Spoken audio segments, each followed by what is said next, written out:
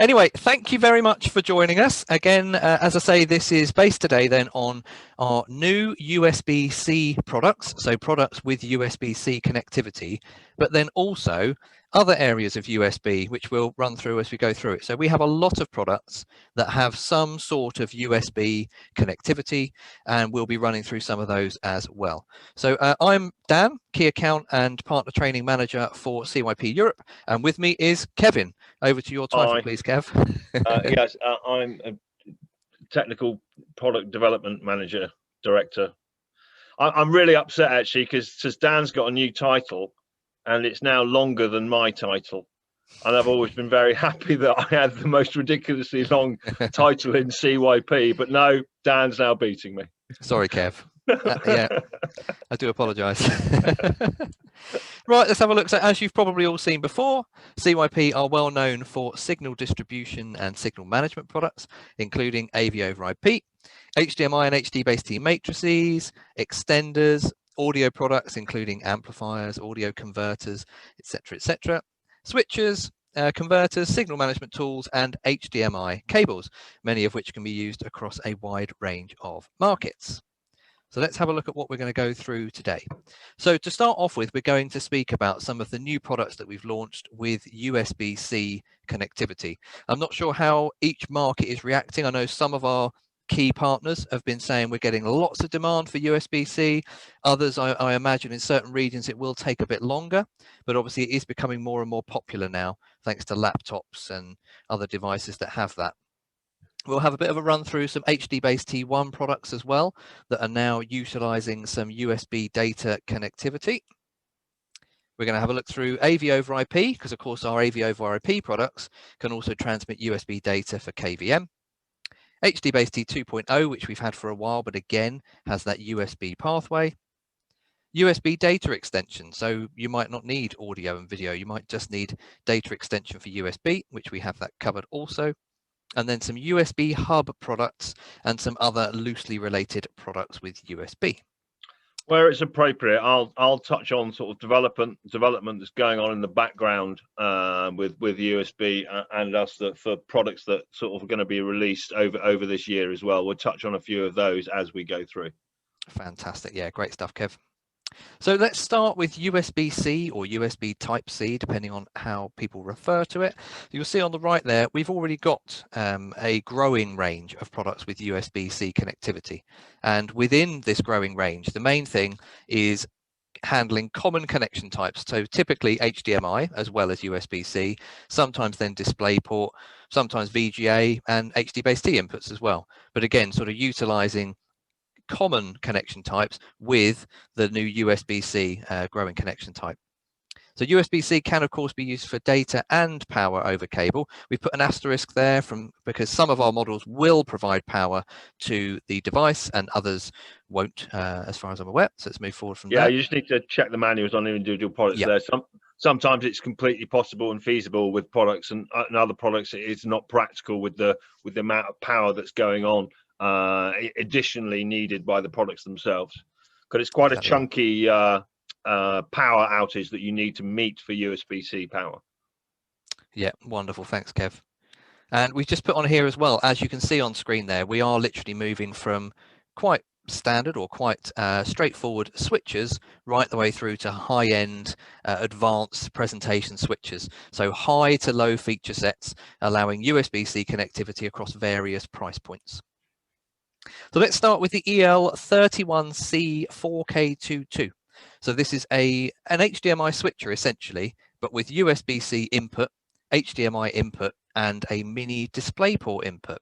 This one's got some nicer features as well, hasn't it, Kev? Like the memory function. Do you want to run through a few of the other little pointers? There's been quite a lot of effort going into these because with the auto switch and last sort of memory functions, how systems and sources act is quite different for USB-C compared to normal HDMI and even normal VGA and DisplayPort of one type or another.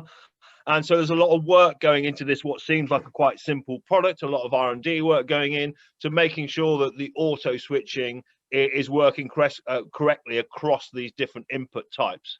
Because as I say, USB, as you know, you probably yourself, if you've got a USB computer, when you connect USB audio and video out, you know, your screen will go through, your computer will go through a synchronization process with the screen it's attached to. So quite a lot of development there to ensure that the product manages that correctly, because it is quite different than an HDMI stream or a pure audio and video stream. That's just designed for that, because it takes a little bit longer. So whilst it's quite a simple product, and there's others coming along that are derived from this product, you know, there's a lot of background work to make sure that auto switching and last memory functions especially work correctly with this system. I think that's a really key point, isn't it, Kev? Because you'll see from, well, it probably goes back a lot longer, but a lot of our brand new products, they are always designed to make it as easy as possible for the person plugging in. Because a lot of these things will end up in a generic meeting room or something where it's not an AV engineer or somebody plugging in. You want to just be able to plug in and have it operate nice and simply. No, exactly. And the idea here is that, you know, if it does end up in that environment where, you know, users are coming in and out and just connecting willy-nilly, then that functionality has been, you know, especially created so that works efficiently without there having to be some kind of techie involved in that room once it's set up. Wonderful. So as we say, that's really sort of a starting point in the range then, if you need to integrate USB-C connectivity into a slightly wider system. And just a very simple schematic there, of course, for that, multiple inputs out to, for example, a 4K TV, a monitor, or a projector. Great. So moving on then, this is our first model, which is integrating into an Hdbaset T system. So it's an Hdbaset T Lite transmitter, part of our PUV 1200 series. And again, this then features the HDMI input, DisplayPort, USB-C, obviously the highlight of this section, and VGA. This would then work with a straightforward 1200 receiver, for example, the PUV 1210. So obviously a nice way to integrate multi-format inputs across an Hdbaset T Lite system. There's a few other features in here, aren't there, Kev, like the simple automation. So this one has the chunky 60-watt USB power coming out of the USB device, so it can send the power back to your device while grabbing the video coming through. Like a lot of our Hdbaset T products of recent times, we have auto conversion set into these products. So whenever a signal is introduced to the product which is beyond the bandwidth available for Hdbaset T, there will be a conversion. In this particular one, actually, it's doing a conversion down to 1080p. The aim is always with all of these products, no matter whether they do a color space conversion or a hertz rate conversion, or in this case actually scaling to a different timing altogether, the concept is always the same, which is no matter what you introduce to the product, no matter what timing you introduce to the product, you always get a signal out of the other end for that one. So for this one, you've got additional audio inputs, and obviously you have the event management again. So this one's just got simple CEC event management. If you've seen any of our recent products, a lot of them have CEC and RS-232. This one's just CEC management. So again, it has that simple ability to, when you make a connection to the device through the system, it can send CEC commands to your screen, asking the screen to turn on from scan standby and making sure the screen goes to the correct HDMI input on the screen. And then the same thing when you remove the signal, you can set up dwell and wait times, and then after your required amount of time, it can actually put the TV back into standby again. So again, it's this functionality of having be able to set up locations and rooms with these AV systems that doesn't require the user to have any technical knowledge, and it can all be simply automated through the system. Fantastic. And just to highlight as well, as we said on this one, this is an Hdbaset T Lite product. If you're not overly...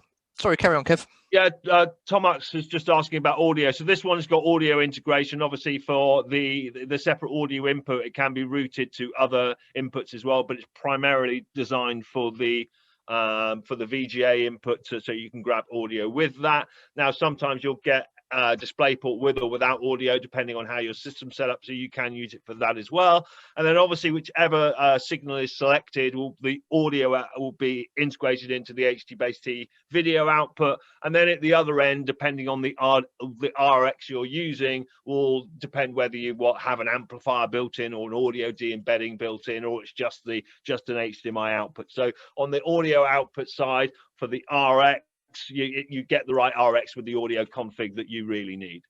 Fantastic. And yeah, just to highlight then, this is a Hdbaset T Lite model. If you're not overly familiar with our model numbers, the PL there in this range indicates that it is light.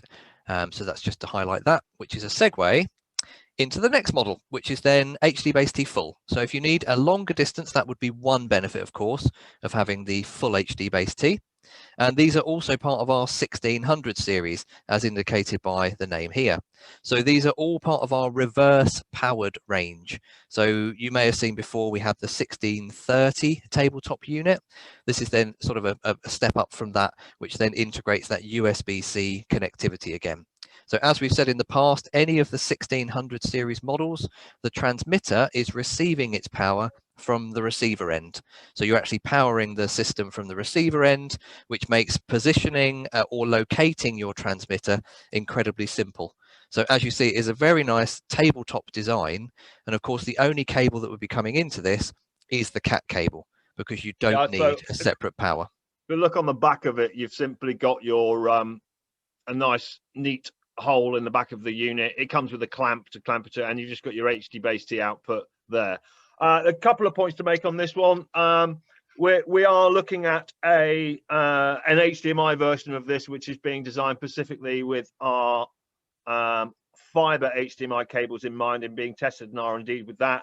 And this one is, as Dan says, an Hdbaset T version. Sadly, this is being delayed at the moment. I don't know how many of you know, but there was a fire in a Japanese audio IC manufacturing plant late last year, and there's a lot of products being delayed because the audio chips we use for embedding and de-embedding products all come out of this Japanese IC manufacturer. So sadly, this is being delayed. I can't tell you exactly when it's coming into stock now, whereas before the new year we had a date for it, but right now, so annoyingly for everybody, especially us, this is actually being delayed. But it's very similar to the one we saw first of all. It's just incorporating the Hdbaset T into the system. So those would be very handy, but sadly at the moment I can't tell you exactly when those are coming out now. Yeah, thanks for that, Kev. And similar to the PUV 1630, which we've spoken about in the past before, as Kev mentioned, it's got those similar simple automation features. If an end user walks in, connects an HDMI socket into this tabletop transmitter, you can have pre-configured that, or the installer would have pre-configured it to send a command out to your screen, switch the screen onto the right input, etc., etc. So just incredibly simple to use, but as we said, just really taking a step up by integrating that USB-C connectivity as well. Yeah, it's got slightly more functionality than very basic CEC. It's got a little bit RS-T2 functionality as well. So if you've got projectors that aren't CEC, but they can work with this as well, because you can automate that through and get the RS-232 to come out the RX side of this and up to your projector. And also, again, it has auto signal conversion for signals beyond Hdbaset T bandwidth. Fantastic. Oh, there we go. Another picture. Isn't it nice when you forget you've got another picture coming up? And there it is. So moving on, as you can see, we're taking progress each time. You're getting slightly more features and functionality. And of course, then when you get right the way up to these sort of models, our top-end presentation switches, you've then got a much wider range of inputs and other features to go with it. So this, for example, is the EL8500 VA, which is then our top-of-the-line presentation switcher with that USB-C connectivity. As well as that, it does have its own built-in amplifier. All of the access is on the front with the instant input access. So select any of your inputs from the front of the unit. And we're just highlighting on the back here, as we said, the USB-C input, 2 Hdbaset T inputs, the HDMI inputs, and VGA inputs as well. As we said, built-in stereo 20-watt amplifier for a bit of audio reinforcement. and also then the microphone input with optional phantom power. And there's an audio mixer built into this as well, making it more flexible. Yeah, it just allows you to control those individual levels of the microphone and the selected input. Superb. So you've got the audio output there. You've got a balanced audio output as well as the amplifier output in the center of the unit there, and you've got your Hdbaset T output as well as a standard HDMI output. RS232 input for controlling the unit and actually input to through the unit. So you can send RS232 out the other side, and a couple of relays as well if you want to automate blinds or projector mounts and things like that as well. So a very good all-round system with lots of connectivity, useful in modern installations. Fantastic. And as you mentioned earlier, Kev, as well, this does again have support for whichever version it needs in any of our products. Then with these that we're talking about, the ability to take in a signal of very high timing, for example, 4K 60 444, and if they're obviously Hdbaset T can't handle that, so it will do what it needs to pass that through to the other end. It's worth mentioning that the HDMI will maintain the higher signal, whereas the Hdbaset T will do an auto conversion. Obviously, this is a scaler, so you can just set it up as well. So, you know, if you have a WUXGA projector in the system and that's what you always want up, you can, rather than leaving the scaler on its auto EDID mode, i.e. it looks at the devices at the other end, there's displays at the other end, and sets itself in an automatic way to the highest compatible timing that the screens are able to accept. You can also just set it to, you know, 4K 30 WUXGA for the whole output system as required. So you've got many options there as far as the timing and scaling on the product as well. Wonderful. And we've put on here, so the Hdbaset T inputs and outputs can all send power if required, which is fantastic. And they can do that simultaneously. So we've brought up an example here. On the left-hand side there, you'll see that's the new tabletop unit we spoke about a few moments ago. This is just hypothetically, you could pick any of the models in the range, but you could, for example, power 2 of our 1600 series reverse-powered transmitters. At the same time, you could be sending out power to a receiver. And as I say, that could all work simultaneously. But you did mention, Kev, the other day, of course, it's not all about 1600 series models. It doesn't have to be 1600s, does it? No, exactly. I mean, if on the input side of this, if you want to use a normal TX because that TX has the connectivity that you need, you can do that as well. But you've just got to power that remote TX then. So if you have and you can have one that you've powered because you want that connectivity. Maybe you want a local amp or certain connectivity that's not available in the 1600. So as long as you power that standard TX, you won't have any problem. All of the Hdbaset T power is derived. The chips communicate with each other first to check whether power is required using the sort of 5-volt voltage signal that goes through digital video. And so it will only send power when it's needed. So you can mix and match whether you use 1600 or standard TXs on the input side, and the same on the output side. More commonly, there's a larger range of POH powered RXs, so you should be able to find the one you want there anyway. Fantastic.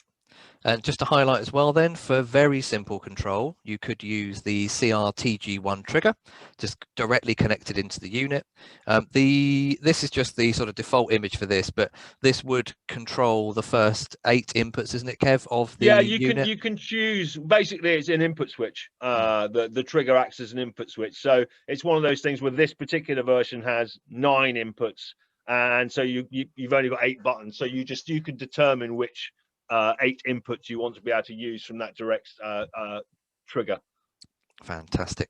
And as we mentioned already, the presentation switcher itself has the built-in audio amplifier, 20-watt stereo, and we've highlighted it here just again to show you the sort of system you could build. You could use a receiver with a built-in amplifier in another location and again have that audio reinforcement. So as I say, we're just trying to show here, there's a lot of mix and match to a certain degree, but we're sort of just trying to highlight some of those features that you could really utilize out of this. And just to highlight, the HDMI and Hdbase T outputs are mirrored. So it's not a matrixed output, it is basically a mirrored output for HDMI and Hdbase T. So let's then have a look. If you don't require the Hdbase T inputs, then you could consider our 8300 VA. So as you'll see, it looks almost identical, but essentially the input output is slightly adjusted. Again, it has the stereo 20-watt amplifier, but when we get to an image of the back of the unit, which he says, there we go. So USB-C as before. One of the Hdbase T inputs has been replaced with a DisplayPort input, and there's been a 5th HDMI input added. Yeah, so this ends up having 8 inputs. So the only change here really is the input structure.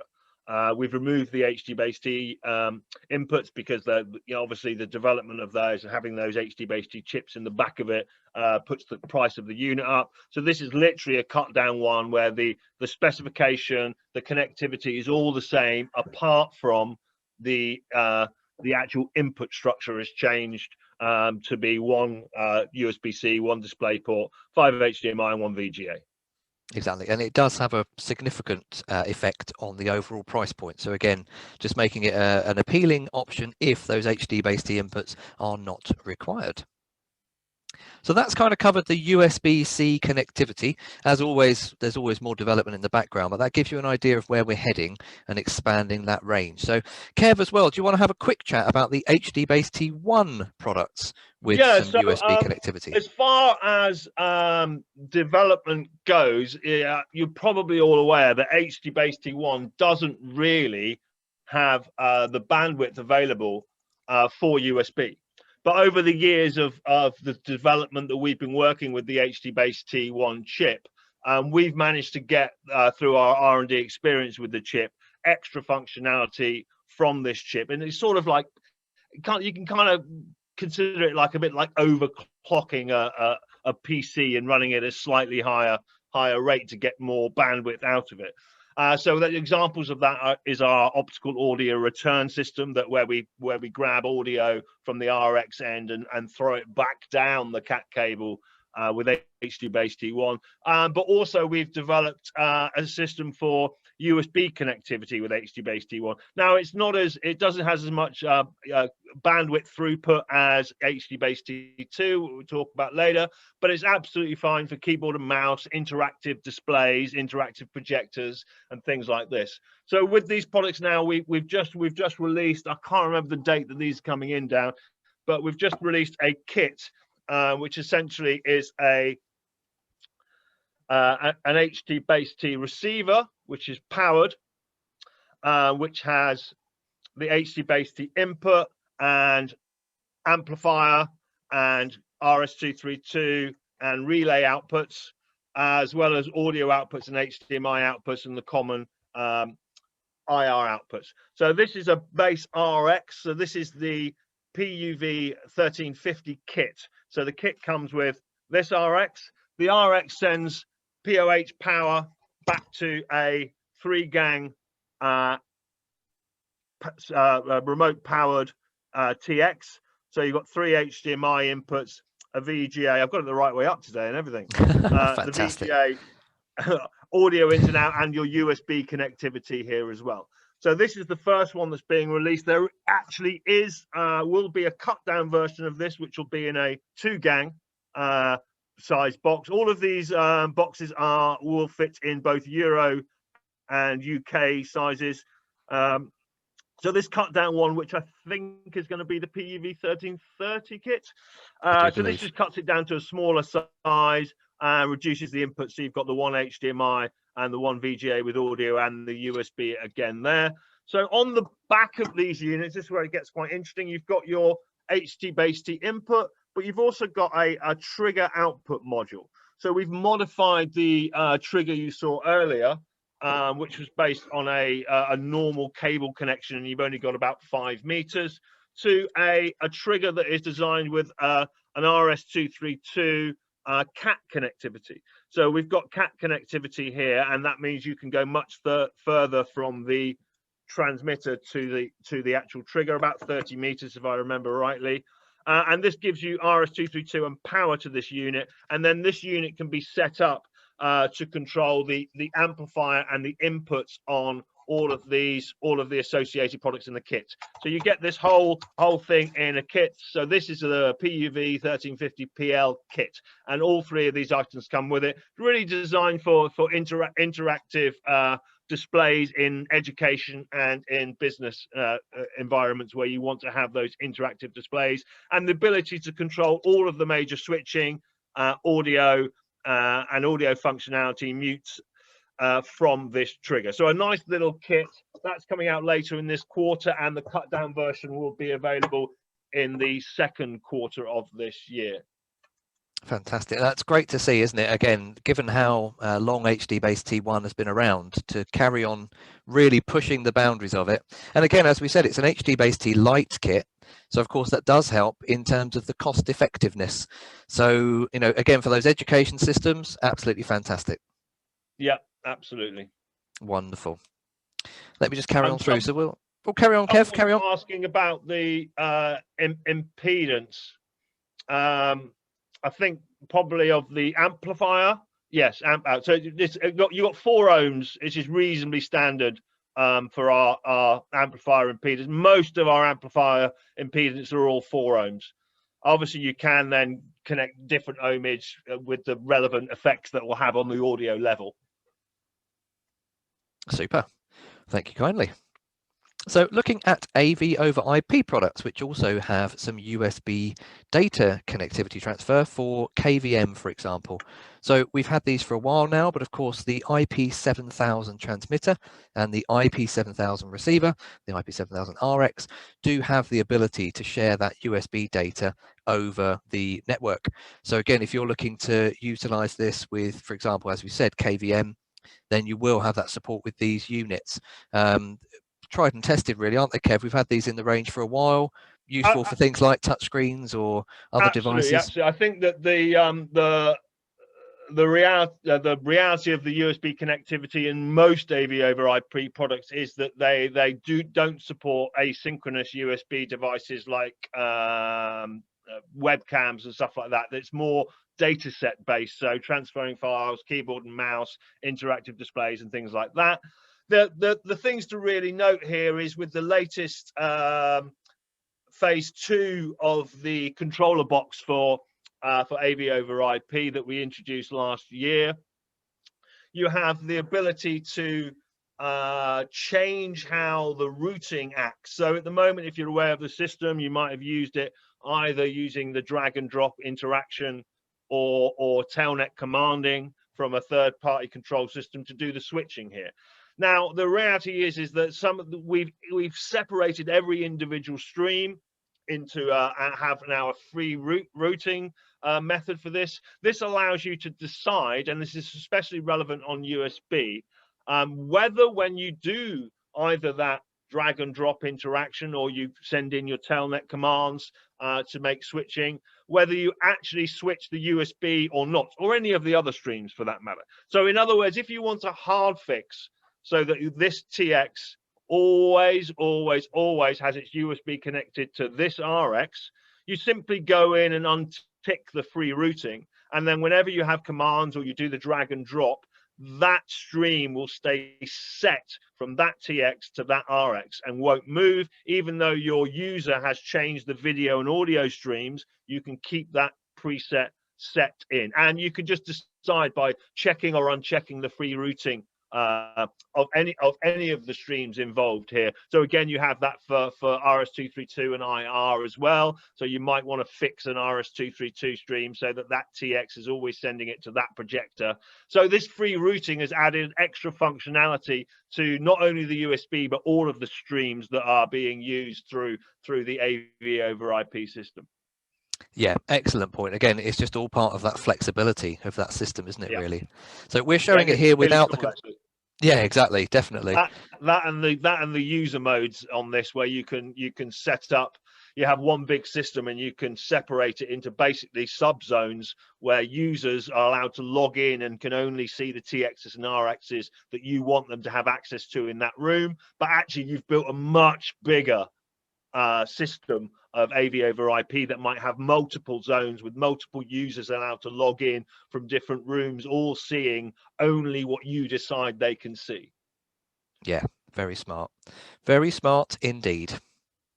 And came out end of last year was the IP7000 transmitter wall plate. So again, just to integrate nicer into the IP7000 AV over IP system, we now have available in stock. Speak to your distributor. We now have these available for order, well, for having now. And again, that's just expanding that range again with the USB-C input.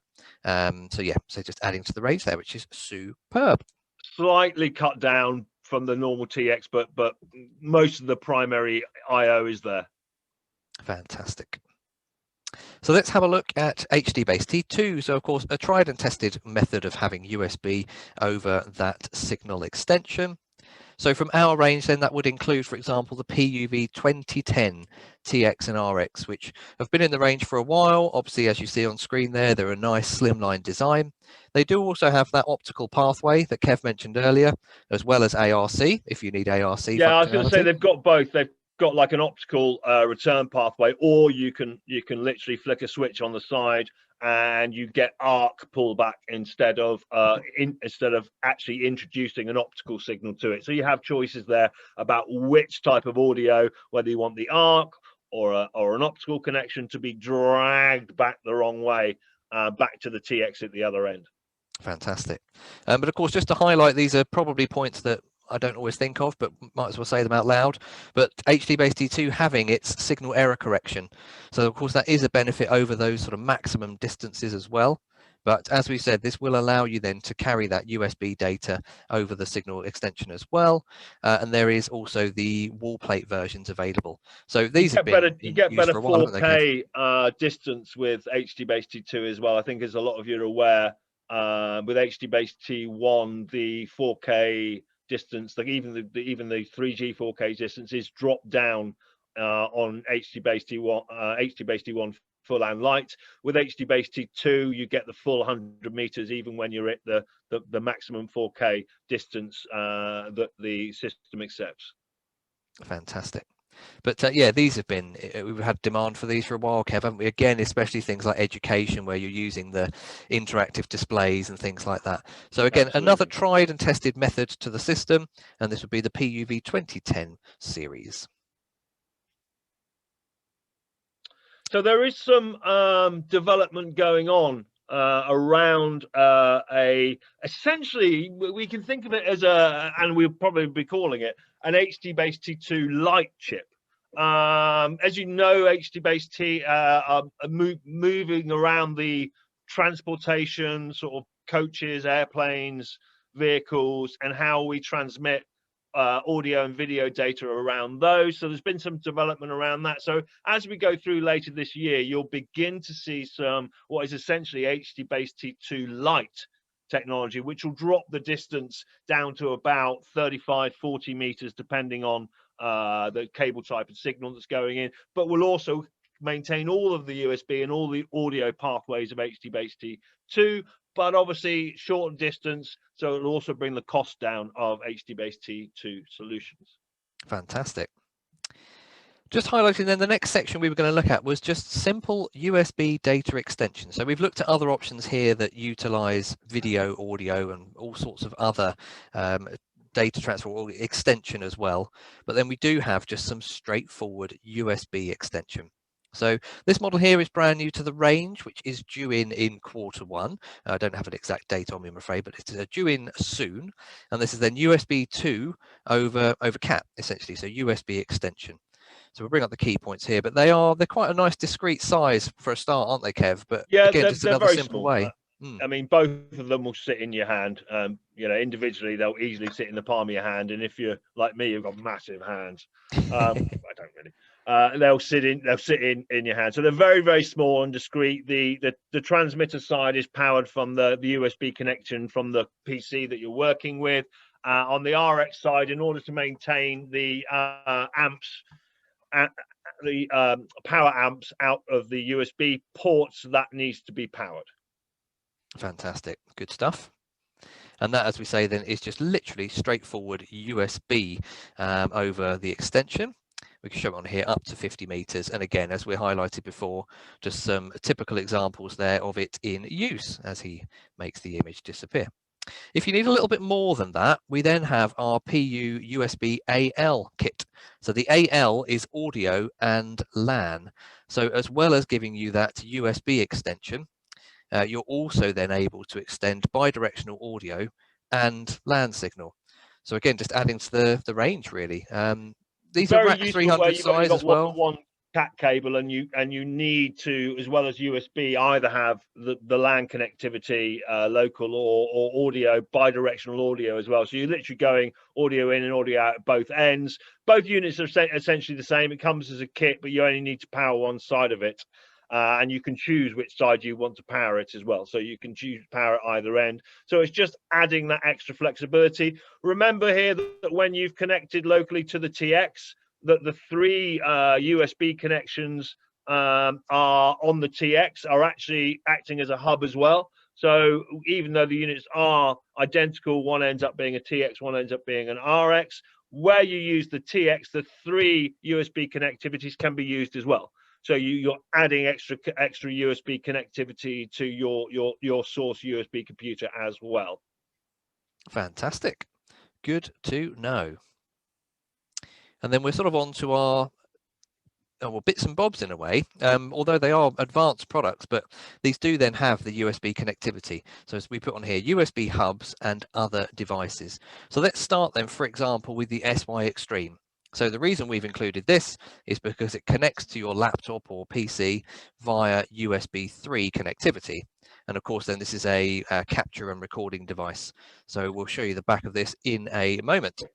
So HDMI in and out, which will support full 4K pass-through, for example, but the actual streaming capabilities of this would be up to 1080p. USB 3 connectivity to, as I say, laptop or desktop, for example, and that will actually be powered via the USB 3, which is fantastic. We've shown on here a very, very straightforward web GUI. This would work with the services like OBS, for example, wouldn't it, Kev? Third-party. Yeah, I mean, so basically, this is capturing and getting that into your computer. So at that point, if you want to stream it out using one of the third-party streaming software, like Open Broadcast software system, then you can use that. But also for recording at the same time as well. So you're basically getting that power from the PC to power this unit, and then the audio and video stream is delivered to your PC, which then you can do what you want with. You can stream it out, you can record it, you can do whatever you fancy. The little package there, you see the little that's actually a little PC application. So it's a little small PC application that just allows you to have a little bit of control. Fantastic. But if one HDMI input isn't enough, look at that. It's like a TV program, isn't it? You need more. Let's move on to the SY Extreme PIP or PIP, depending on your preferred way of saying it. So this is then 2 HDMI inputs with the ability to have picture in picture, picture on picture. You get the idea, sort of multi-window arrangements. So the actual connectivity to your PC is again the same, USB 3. So it's essentially an upgraded version of the previous model. We'll quickly show here a bit of an idea. So as we say, multiple HDMI inputs. You could, for example, add in an audio source as well. Maybe that's a microphone, for example. And then you can see on the right-hand side there some of the flexibility of your 2 HDMI inputs. Any other key points you wanted to cover on this one, Kev? I guess that the PC software is a lot more advanced on this, and it has a lot more flexibility in the system. Obviously, you can control a lot of the signal, and more importantly, probably the audio and the audio mixing is quite a lot more. The level can be switched to mic or line level when you have the overall volume and on the analog audio volume as well. So you've got a lot more flexibility, and obviously you've got the multi-view arrangements that you can do with this. So you can set it up so you've got picture and picture, picture and picture, or side by side. So you've got a lot more flexibility there as well, and the software is more advanced, giving you more flexibility with the audio mixing. If you see there's a mixer section there that you can go into and develop. So it's got all this extra functionality. So it's not only a step up in terms of the extra HDMI input and the multi-view selections, but there's a lot more flexibility in the control and configuration of the product as well. Wonderful. And just to highlight as well, of those two HDMI inputs, one of them will accept a full 4K 60 input. The other one is up to 1080p. Speaking with a few people recently that have been interested in this, they said that's probably absolutely fine for the likes of maybe security systems or, you know, various things. So again, that would be more than suitable for a lot of applications. Yeah, absolutely. And again, it's just the 4K input is primarily designed to be your larger screen in a picture-in-picture setup. Fantastic. So again, if two HDMI inputs isn't enough, you can see where we're going here. You've then got the EL Extreme PIP. So again, this is based on the same sort of technology as the SY Extreme, but effectively with a 4x2 matrix over the top, or 4x4 switcher, sorry, over the top. So you can have up to 4 HDMI inputs. You've then got the 2 outputs on the unit as well, which are HDMI, but then you actually have that streaming capability as well, the capture and record if you connect this via USB 3 to a PC or laptop or similar. And as you can see on screen here, you do then get those picture-in-picture or picture-and-picture. You get the idea, the multi-window arrangements of the unit. If we quickly look at the back of the unit. It's useful for when you're doing something slightly more exotic, and you need obviously bigger multi-view arrangements, but also with multiple outputs as well. You can set this up so you actually outputting a matrix outputting, so you can have this set up as a 4x2 matrix rather than a picture-in-picture box as well. So that allows you to have flexibility in the local area as well as what's being streamed to your wider audience or captured and recorded on your PC. Fantastic. I think examples we'd spoken about before, Kev, were maybe a teacher with a document scanner, a PowerPoint presentation, maybe a camera showing them, like a webcam of themselves. So again, Yep. You could mix and match those images on screen and then either just present that locally via the HDMI outputs, or exactly as Kev said, connect it up and then stream that content out at the same time. And you've still got the additional outputs for local monitors as well. So if you're in a hybrid classroom where you've got some people remote viewing into the education, for example, and some are actually in the room as well, so you can still output those HDMI signals to your projector locally, so everybody can see everybody else. For example, you might have a PC with, even if it's just got Zoom on it or something, you know, you could take that output and put it into one so you can see the faces of all the remote view people who are viewing the education or event remotely, as well as having video cameras set up in the actual physical area, so everybody can see everybody else in a hybrid sort of education setting. Fantastic. My favorite word of the week. What setting? Hybrid classrooms. Hybrid classrooms, I like it. Hashtag hybrid classrooms. This model is brand new to the range. This is the MAU42. So as we say on screen here, a 4x2 matrix with multi-format inputs. That's my phrase of the week, multi-format inputs. Nice. I like that one.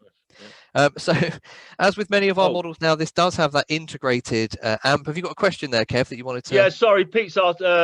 Yeah, if that's what I think it is, Pete, the Elgato Stream Deck is the software package that comes with some Elgato hardware. There's absolutely no reason why this wouldn't work nicely. The streaming products wouldn't work nicely with that. I haven't actually tried that particular one, but I've tried half a dozen different streaming platforms, software platforms, and there's never been a problem with it. So I can't see why it would be any different for that particular software, Pete.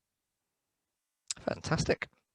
So as I say, this model here then, 4 inputs including HDMI, DisplayPort and VGA, matrixed outputs. So as I say, it's 4x2 matrix. This does have that same 20-watt stereo amplifier built in. You can see from the front of the unit here, we do have microphone connectivity as well, but also it does have the USB hub element.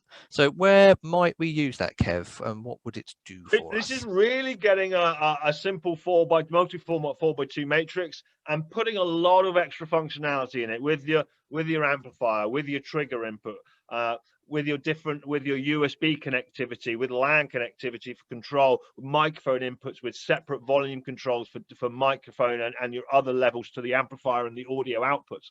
So it's really gathering up or a whole bunch of extra functionality for meeting spaces and environments that need some of this functionality, and it's putting them all in one simple box so they're all available to you. Now, it might be that you don't necessarily use every single extra IO on this, but putting it all together in one solution and trying to keep the cost as low as possible to try and get as much flexibility into a simple matrixing system. So you've still got the beauty of the both outputs being independent. You've got that USB hub for connectivity. You've got trigger inputs and amplifier outputs and audio de-embedding outputs. So it's just adding a lot of flexibility into what is considered traditionally is to be a simple 4x2 matrix system.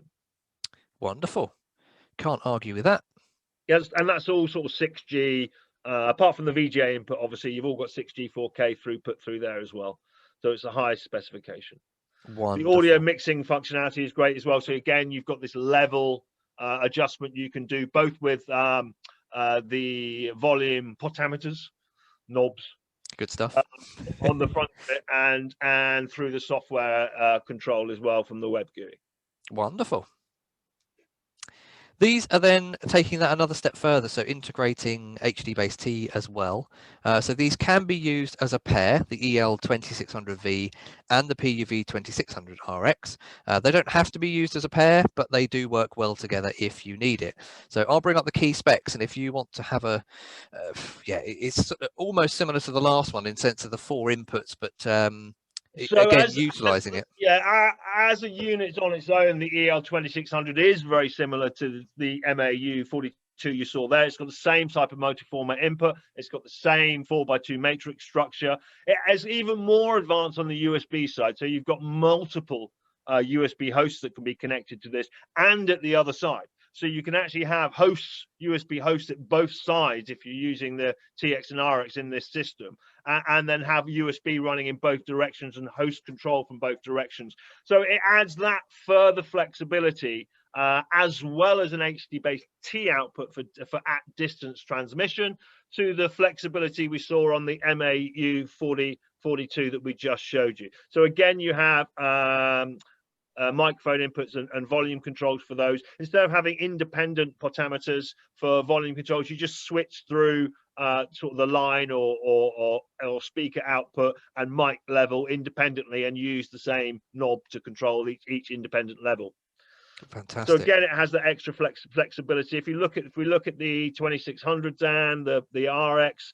So the RX again has this same USB host connectivity, so you can have this dual effect USB hosting.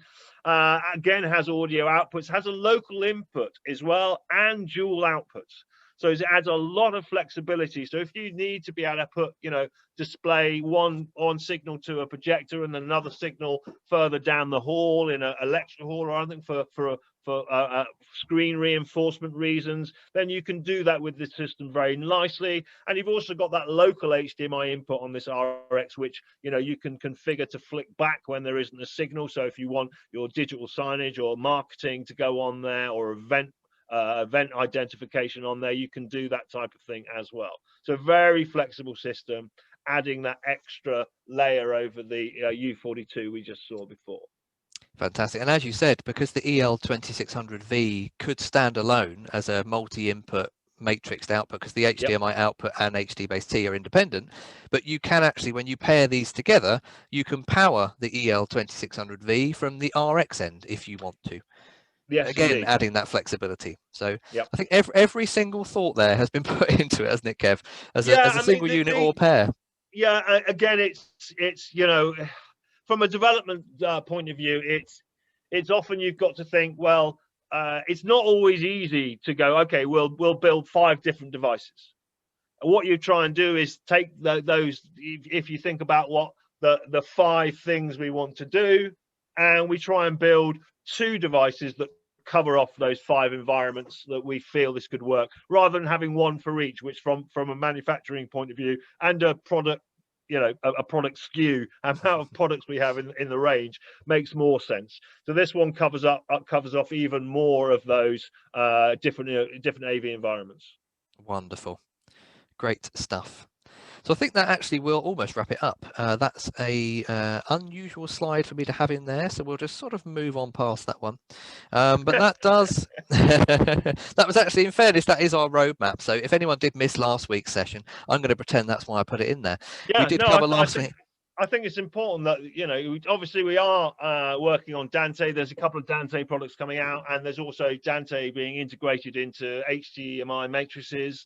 So what's normal with development, as I'm sure most of you can imagine, is when you're using a technology that's new to your development, you build a basic unit. So there's a basic Dante 4 input, Dante 4 output, mono audio inputs and outputs box, and now we've had that development, we can start incorporating that into bigger and more exciting multi-use products as well. The 8K, well, again, as we all know, 8K is coming on, HDMI 2.1. From our point of view, it's not just about 8K, it's about high refresh rate 4K, so 4K 120 hertz. So there's development going on in the background from us on that as well. Hdbaset T3 is basically a full 6G Hdbaset T chipset that allows you to have all the functionalities of Hdbaset T2, adding full 6G compatibility to the system. It's looking like the idea originally from Valens, the chip manufacturer, was that this would be able to go 100 meters at 6G 4K. But the reality is that a year into the development, that they haven't managed to achieve that themselves as an IC manufacturer. So it's looking like now they're going to say it's up to sort of 70 meters. AVX technology is made by a company called Semtech, who are responsible for the SDVOE chipset, and AVX is like a point-to-point version of that. So very much like, if you like, Semtech's version of an Hdbaset T chip. So they're quite interesting as well, because they have the ability straight off the bat to use fiber connectivity rather than cat connectivity, using and thus you can get a long distance, 300 or 400 meters over the fiber connectivity. And the rest of it we've kind of touched on through this webinar anyway. Fantastic. Yeah, great stuff. I appreciate that. And obviously Hdbaset T3 will then have that USB capability again, which is great. Absolutely. So adding flexibility to the range. But I think that does officially cover it then. Look at that. We are 10:54. Are there any additional questions that anybody has? Any points they wanted to raise? Nothing's come in, but if you have a question, you can either put it in the chat or you can unmute yourself and ask. If not, well, thank you very much for joining us today. Indeed. I do feel at this point, Kev, we need the traditional countdown timer, don't we, on screen? With maybe Carol Vorderman just standing there, or Rachel Riley, whichever one. But there we go. Yeah, wonderful. If there's no more questions. Yeah, thank you on behalf of us. Thank you very much for joining us. As always, this session will be available on our YouTube channel within the next week. So if you do want to have a recap on it or share it with any of your colleagues, do feel free once it goes live. If you have any other questions afterwards, do contact us directly or contact your local distributor. But I hope everyone's enjoyed the session, and we will see you all in the next one. Take care, everybody. Look after yourselves.